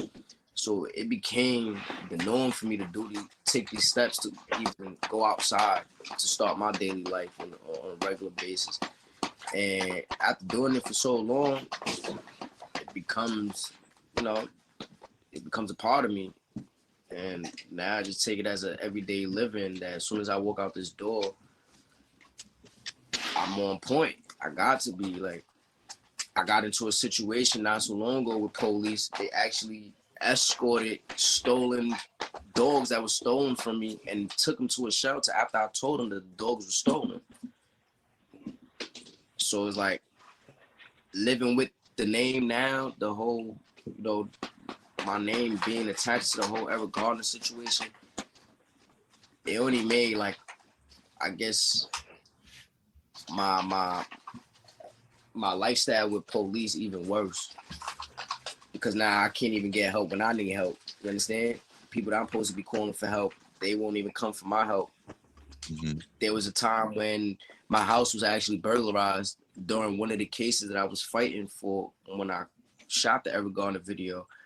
And when I called to make a report, they told me that my mom couldn't make the report because she wasn't the leaseholder, and because I was in jail, that nobody else could make the report on my behalf, which never made any sense. I'm reporting my whole house just got burglarized. Yeah. Front door kicked off the hinges and everything, and they still didn't want to come make a report. And then, like I said recently, the things with my dogs. So it's like once they hear my name and they familiar with my story, I don't get no type of help. So it's like seeing that, it doesn't discourage me to not want to be involved, but it kind of pisses me off, to fight harder and make a name for myself and give them, the same energy they're giving to me. How does your And that's family how feel about all this? Huh? How does your family feel about all this? The notoriety, is it bringing kind of? I mean, I really didn't grow up with my family like that. I spent a lot of my childhood in jail and streets. And you know that my family was his own battle I was fighting. You understand? Besides police. So it's like dealing with family battles, dealing with police battles. I just managed to put it all together and made it work for me. And that's where I'm at today. What about I your was just kids? filming police the other day in front of my girlfriend's job. They was beating some girl up, and I just happened to be double parked there and jumped out the car and started filming. Once they realized it was me, everything died down because it was in my neighborhood actually. So they all started pointing fingers, whispering, and then that's when they started treating the young lady more with respect and put her in the car properly instead of the way they actually choked her like they did Eric. That's what made me jump out the car so quick and start filming. And so I deal with that as well too. Like I'll be around, regular certain incidents happen, and I let it be known that I'm there, or you know, me filming, they realize, oh shit, that's what's his name. It helps, but then it don't help. So it's like before the video, I was dealing with NYPD. After the video, dealing with NYPD only got more intense. And then now it's like a cat and mouse game. Like I actually did an interview a couple years ago, and I stated that before. Like before Eric Garner's video, I had a cat and mouse situation with a lot of these officers. They knew who I was. They couldn't catch me because I was always running from them. So, and then the times that I did get caught, you know, so I kind of gained a relationship with certain officers from seeing them when they first started to now seeing them as, you know, lieutenants and sergeants now. So I guess it helps in a way, but then it don't help in a way because, you know, sometimes I don't want that publicity. Sometimes I don't want to walk outside and be like, oh, that's such and such. That shit gets annoying. It's tiring. And like, I can't even be myself outside at times. Most of the time, I can't even be myself, especially in New York, because everywhere I go I'm noticed. So I know you said a book you were kind of back and forth to Las Vegas. Was that just, you couldn't stay there? Yeah, I was back and forth to Vegas because, all right, after I took the video of Eric Garner, I caught 7 criminal cases. Yeah. And it was literally back to back. Like every time I bailed out, I'm getting hit with another case. So like the judge at the time, she realized that's what was going on. And she told me, like, she even said it in the courtroom one day and was like, I got no control of NYPD, but as long as you keep coming in front of you keep coming in my courthouse, my courtroom, I'ma put bail on for you. And cause they were supposed to revoke my bail. You know, you're on bail, you catch another case that automatically takes away your last bail, and they're supposed to hold you. And I guess the judge realized that, you know, I was really going up against NYPD. It was a battle. Every time I came home, they kept rearresting me for bullshit. So it was like, she gave me a chance. She kept releasing me, giving me bail. Yeah, I had to pay that bail, but you know, she didn't have to. She could have revoked all my other bails and kept me in jail. And, you know, at that time, I actually found the rat poison in my food in Rikers Island. So I guess that's what kind of made her feel sorry for me and was like keeping me out of jail every time I kept coming to her courtroom. So it was like, I got a lot of negative and I got a lot of positive from that video. And where did the negative come from? Outside of the police honestly, department? It all started, as far as with police, the negative started because I didn't want to give them the actual video, the actual hard copy of the video. Once I kept denying them, attorney feds kept coming to my house. They was going to my kid's mother's job, trying to get the video from her. Once they realized that they wasn't getting this video from us, that's when the harassment started happening, like to my police in front of my house. I called my lawyer, asked them what they're doing in front of my house. They was like, oh, well, you know, because the murder happened around the corner, so they're just around the area. And I'm like, well, sitting right in front of my house has nothing to do with Eric. Like, why are you sitting around my house and the incident happened around the corner? Mm-hmm. And like I said, it was just continuing. Inside of jail, outside of jail, the harassment keeps going. It don't stop. To this day, it don't stop. Can you tell us a little bit more about the rat poison story that happened to you while you were in Rikers? So you get arrested after the Eric Garner situation happens. Like you said, 7 felonies that you caught, cases. Yeah, you get arrested. You go to Rikers. Can you tell us a little bit about that? Yeah, this was around the second case that I caught. It was where they claimed I was a drug kingpin. And they raided my house. This was February 3rd. It was my sister's birthday. They raided my house. They didn't find nothing at all. No drugs, nothing to indicate that I saw any type of drug ever. Not even like a roach to a blunt in my ashtray in that house. So anyways, they locked me up saying I was running a drug operation in Staten Island. And during that time, I actually just got off the phone with my aunt and I made a joke about it. And I'm like, yo, Keithy, I'm starting to realize like this shit is getting real, that I'm actually somebody now, like in this movement. And like, I'm not taking it for a joke no more. So right before I hung up the phone, I said, yo, this shit getting so real. They fuck around and kill me. I might find some rat poison in my food. And I kid you not, like 3 days later, I find that shit in my food. Like if they was listening to my calls or something. And it was one day because I used to serve the food. This is how I noticed the rat poison. I was one of the food handlers in the unit. And one day the food comes, we get trays. It's already hot and whatnot. So we open the tray up. And as long as I've been on Rikers Island, it's the same menu throughout the years. So when I seen that what they served us, it just looked crazy. Like it looked like the meatloaf itself was actually sweating all the chemicals out of the meatloaf. Like it was just pushing it out. And I'm telling them like, I'm not serving this to the house. So call Lieutenant to get us some more food. So we actually had like a standoff for like 2 hours, almost 3 hours. It was the inmates versus the ESU, is the Emergency Service Unit in Rikers Island. And we was pretty much like in the gate.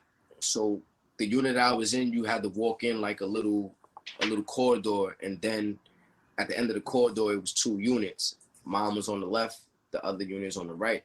So in between the 2 units, though, is the pantry. So this is how we serve food to the both units while we in the pantry.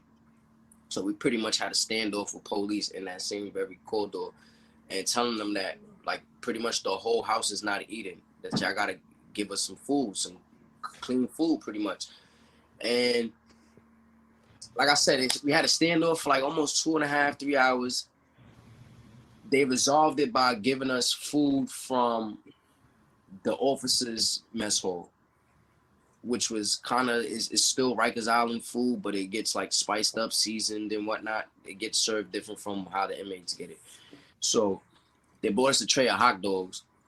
A tray of hot dogs look like shit.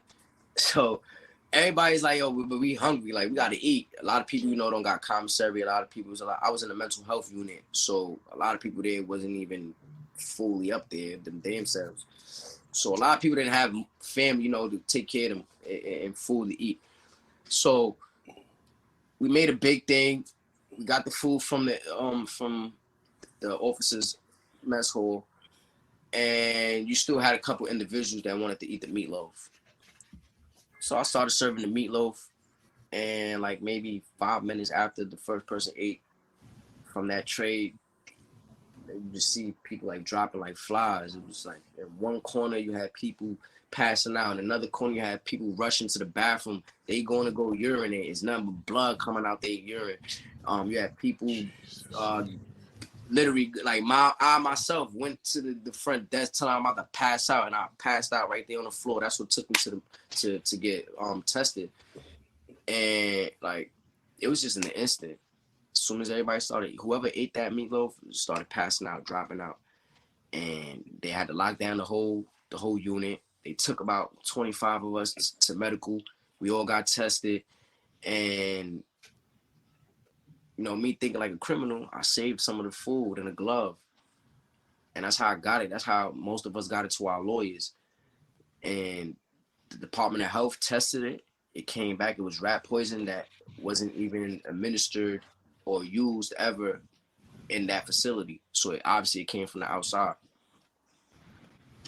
So it was brought in by somebody. And out of the history of Rikers Island, they never found rat poison in anybody's food. And it just so happened I make a joke about it. And I'm the only high class profile case in that unit as well. I was the only one with the public, with the publicity behind my case. So I felt like it was targeted for me. I was the only one in there that had the circumstances that I was under in that unit, you understand? And again, there was never no history of rat poison even being put in Rikers Island. So it was just like common sense. It was just obvious that it was planted in my unit. I felt like for me, nobody else. And I actually went on a hunger strike and raised enough money behind the hunger strike. I raised enough money to bail out. And during the process of that, the DA tried to make it seem like the money that I raised behind the crowdfunding from finding the rat poison came from drug money. And they tried to like put a hold on my bail and was gonna keep me over the weekend to have another hearing to see if the money for my bail was actually from the streets or from, my donations. So my lawyer made a big thing on live TV, and actually I'm pretty much the reason why GoFundMe stopped allowing individuals to crowdfund for legal fees and whatnot because of my case. Because my lawyer went on live TV and showed a printout of everybody that was donating money, and a lot of people felt some type of way, the privacy that they violated that was involved. So like behind that rat poison situation, like a lot of things happened. Changing of, stipulations on the GoFundMe page. A lot of things happened. My crowdfunding shot up quick to get me home. They was giving me a lot of money so I could eat commissary. And I probably was the first person on Rikers Island to actually get to go to commissary twice a week and shop twice a week, because you're only supposed to shop once a week. And I was getting the opportunity to shop twice a week because of the publicity that I have, put on with that whole rat poison situation. And a lot of the officials, like white shirts that are now white shirts in Rikers Island, I was there when they first started. When they first came in, when they had a clear, they just. What's a white shirt? What's a white shirt? Lieutenant, sergeant, like somebody with rank. Gotcha. So a lot of these officers now that got rank in Rikers Island, as far as like now that they're around, when I was there with the whole Eric Garner situation, I watched them come into this, to Rikers Island when they first started. So a lot of them know me, besides Eric Garner, and know me for who I was as far as with the jail system and the gang activity that I was involved in. So a lot of them, when I became the whole, Ramsey Orta with the Eric Garner thing, going into Rikers Island was actually like, it was like the red carpet was rolled out for me. Like as far as with the officers, I've got so much respect from all the officers in there. It wasn't even funny. So it was like kind of mind boggling. Really? About how they found the rat poison in my food, because if anything, when I go to Rikers, it's like I'm praised as a hero. You understand? And that's coming from officers and inmates.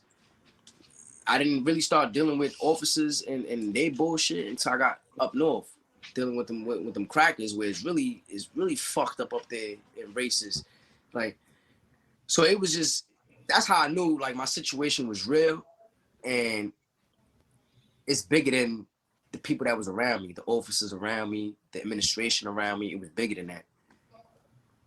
Because it was one time, matter of fact, that the time that I bailed out on that case, I had the deputy of security for the whole Rikers Island come to my cell in her regular clothes. She wasn't even in uniform. She came in her regular clothes, knocked on my cell and said for me to pack up, that I'm going home. So I'm like, how am I going home? It just said on the news that the judge just denied my bail, like really 5 minutes ago. So I told him, get the fuck away from my cell. Stop playing with me.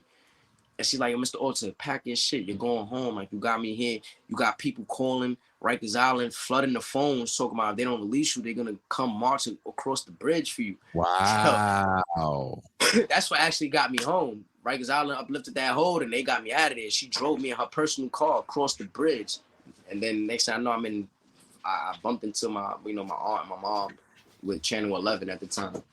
Mm-hmm. So that rat poison thing really like shined a light on my situation as far as like making people realize that it's not just me, crying and like saying police is after me. Like that shit was the proof in the pudding.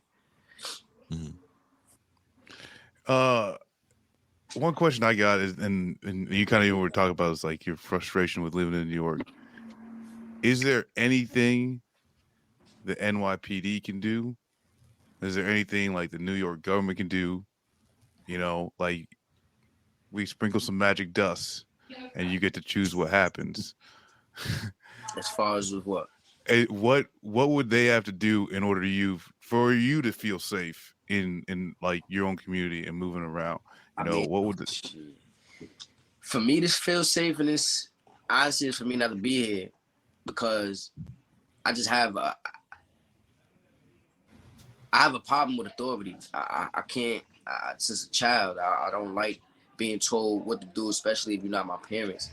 And I also have a problem with oppression. So it's like, regardless if they leave me alone or not, for me to witness somebody else get fucked with, I'm gonna put my 2 cents in it.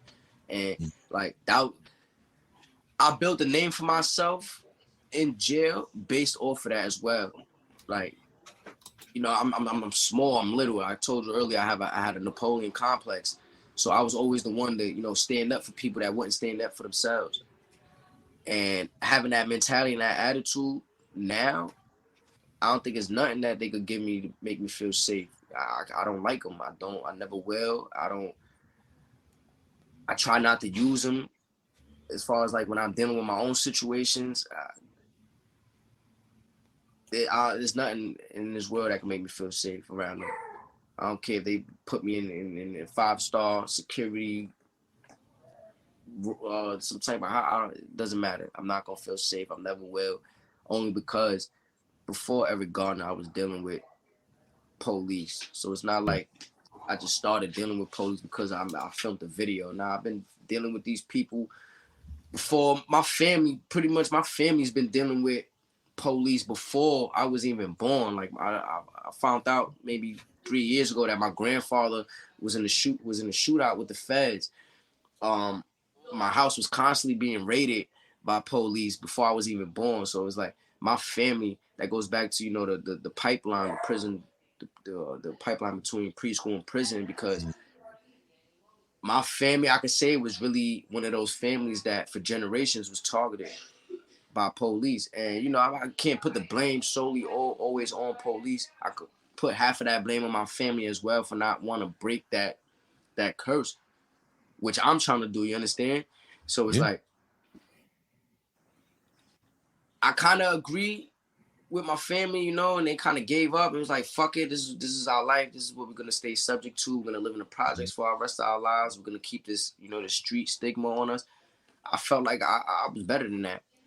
And so being involved in the Eric Garner situation only like enhanced that, only like put the battery in my back to go stronger and go harder as far as dealing with police and being, targeting them. Because like I said, I see people, I've lived next with people in prison that didn't do nothing, or probably did something so fucking petty it wasn't even funny then, and they got years behind that shit. So it's like waking up, take myself out the equation and seeing everybody else. I was in houses where 60 individuals, 40 of them is there for petty crimes.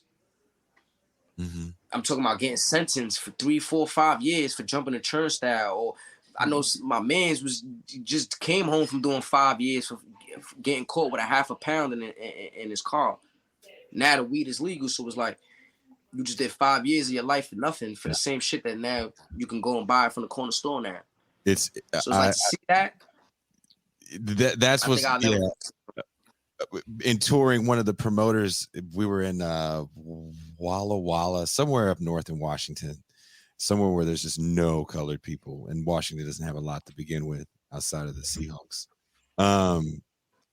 And the promoter had got busted and served some Fed time for transporting weed. And the 2 states that he transported the weed became legal a few months after he got sentenced. Mm-hmm. And I thought that was like crazy. And so when he got out, the only thing he had done in the majority of his adult life was sell weed. And so weed was legal, but he was not allowed to sell weed. Yeah. Now you got that Even record. though it was because he had a prison record. Mm-hmm. It's like me that's another thing with my record. I have so many felonies in different areas that, like, as far as in New York, I'm never gonna find a job in New York. Never ever in my life, unless it's somebody doing me a favor. Mm-hmm. But besides that, like, my criminal history blocks me from, working in certain areas over here, and then this felony blocks me from working in this area here. So it's like, I ain't got no wins out here. I don't have no. I'm never gonna see a day of positivity out in New York. So I gotta leave this shit. Oakland is interesting when you say that, because they tried to flip that, because there was a lot of activism actually that was saying that the legalized marijuana industry was starting to get taken over by white capital. And so you can have a felony and It was gentrify weed. Yeah. Mm-hmm. Yeah. But there was a really large pushback to bring people into the fold that actually had served time. So I got felonies right now for weed. That's on my record right now. Well, if you were in Oakland, you could have a dispensary. And you wouldn't have to shovel snow. There. It's a double win. But you'd have to become a Warriors fan. I'm on my way to California in February. Where are you going to be in California? LA. Are you just going to be there to party, or are you going to be there to I actually have another book signing event. And being that, my wife is from out there, I might go up north towards Oakland to go see what's going on.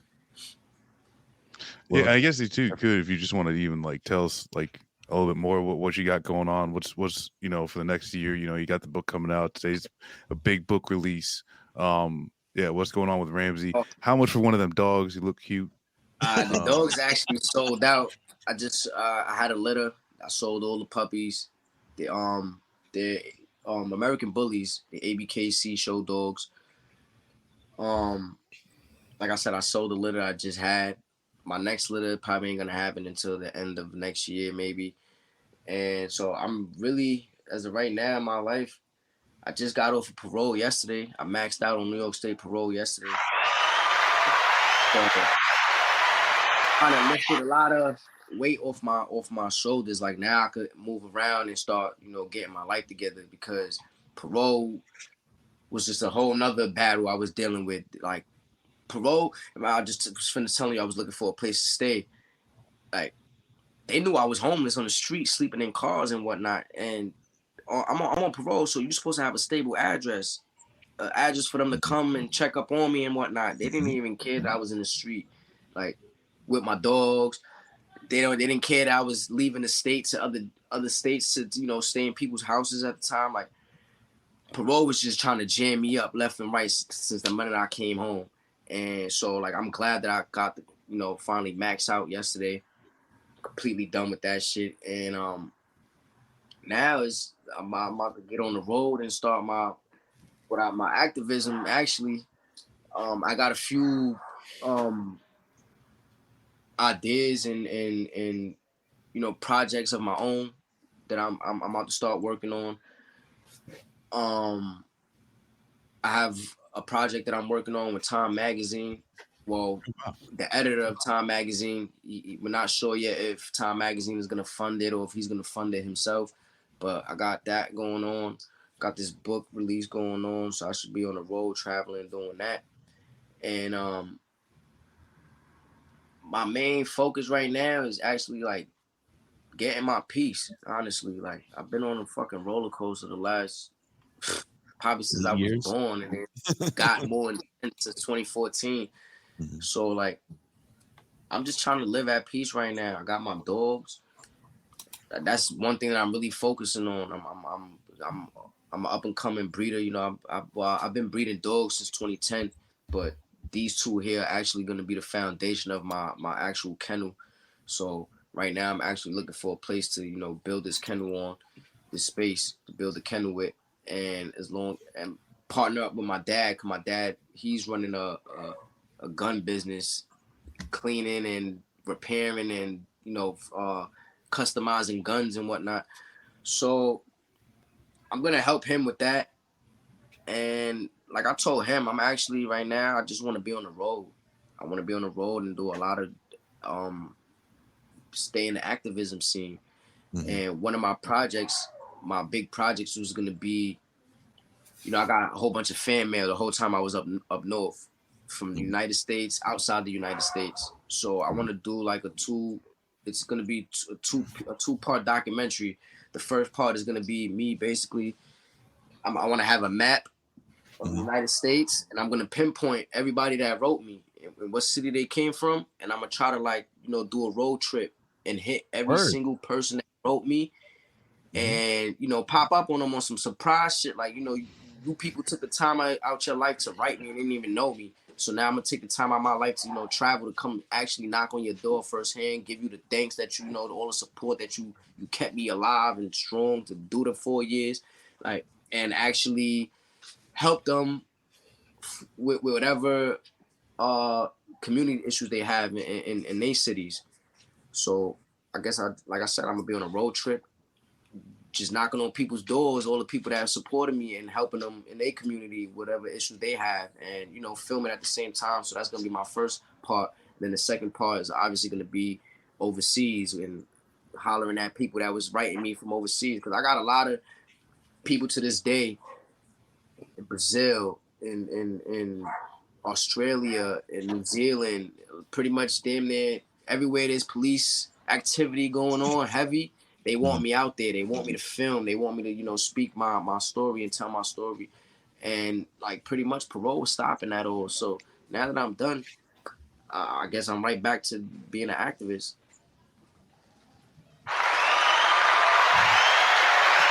Well, that sounds fly, man. That's a dope project. I really hope that it sees the light of day. I hope it's whatever funding it needs to happen. I would love to actually see it. Because it sounds like a beautiful thing. I had the privilege of traveling all over the planet playing music and was the recipient of a lot of kindness of strangers. So I know what it means to be able to say thank you and want to go out and say thank you for people that have done a lot for you here. So I hope that happens, brother. And without the support, none of this would have been happening. Like, I probably wouldn't even be here to tell you this. I have this story today. Like, that support kept me strong mentally. Like, that's where it was needed at the most. Like, there was so many times, I ain't gonna lie, I wanted to kill myself. I wanted to just cut this shit done and over with. And either a letter in the mail or a package took that shit off out of my sight, like, and kept me strong. So I definitely want to thank my supporters, you know, and the ones that are here, the ones that are not here. You guys definitely for, you know, having me here, letting me continue to tell my story. But, like, that's just the major part of it all. Like, without them supporters, none of this would have been happening.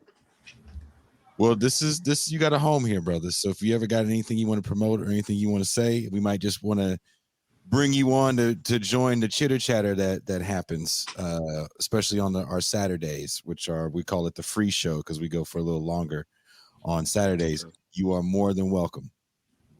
No problem. No problem. Once I get my situated, and I got some good things because I actually got. I'm actually putting my pen to paper to start my own movement. It's called Blip. I don't know if you seen it in the book. I mentioned it in my book. Yeah. But I didn't get too heavily involved in it. So that's one of my other big projects that's I'm about to get uplifted off the floor too. So I definitely could use you guys as a platform that helped me do so. And definitely we got to stay in contact because I'm in Mexico. I moved to Mexico, but I'm close to LA. It's only a couple hours away. So when you get to LA, let me know. And would it be your first time in California? Nah. No. Okay. So you're very familiar. You made a My wife is from Oakland. Word. So only because of her, I was out there back and forth. Is that your wife that's walking by behind you? Nah, I'm actually in divorce battle right now. Oh, Jesus. Yeah. That shit is the worst. I've been there. Yeah. I'm not in Mexico. It's actually a part of COINTELPRO Pro. I know you heard of it before. Yeah. I actually think that's what I'm going through right now with my wife. She was put in my life to really fuck shit up, but that's a whole nother story. I'm serious though. That's the best insult at your divorce hearing. Yeah. Your Honor, I can't pay this alimony because this bitch is COINTELPRO. Yeah, you got to hold up, and that's the next book at least. That's the next book. That one will get a movie put on it too. Well, there's links in the description to the show to get Ramsey's book. I've been putting links in the chat constantly to get Ramsey's book. It's on the screen right now. Go get Ramsey's book. Thank you. And Ramsey, thank you very much for taking the time to talk to us. Thank you for having me. I appreciate it. I'm serious, man. Hit me up when you get to Southern California. No, I will. I definitely will. I'm really not that far away, and I love an excuse to go to LA. Okay. Pascal, you have anything to say? Oh, no problem, brother. Pascal, you got anything to say to the people? Really appreciate this episode, Ramsey. As a fellow New Yorker, I really respect what you've done in exposing this horrible incident and making people aware of what police in that city are capable of. So thanks to This Is Revolution podcast for giving you the opportunity to tell your story. And please come again when you have something to promote and share with us. Will do. Thank you for having me. I appreciate all you guys. Marcus, Kuba, you guys got anything to say? I just want to make sure I can get one of them dogs in that Twitter. Like just hook it, and you gotta hook it up. Just like give me extra. Nah, if you serious, my partner got a litter on the ground right now too, but he's not in New York. He's in Colorado. Marcus is closer to you than you think. Okay. Yeah. If they're in New York, he can meet you in a couple hours. We can keep in touch. That's what's up. This is the dad. This is the dad of the puppy you just saw. Oh man, look at you. What's up? And that's the mom right here. Big ass dog. I'll definitely keep in touch though. Kuba, you got anything to say?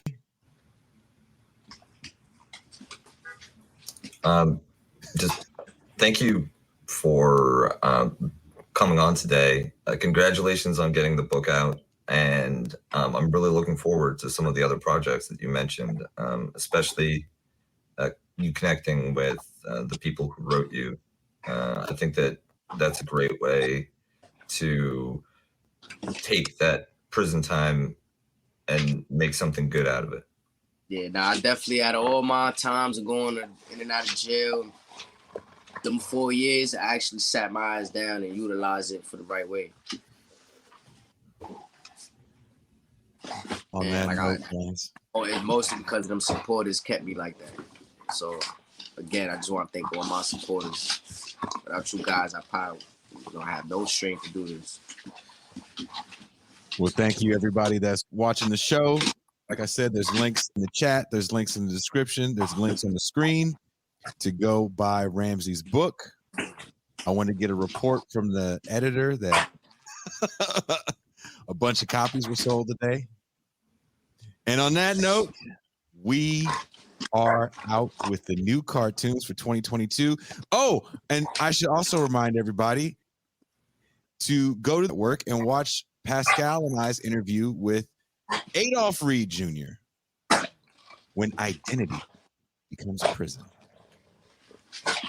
And here's the new outro with some new cartoons. Tell me if you guys recognize them. Peace.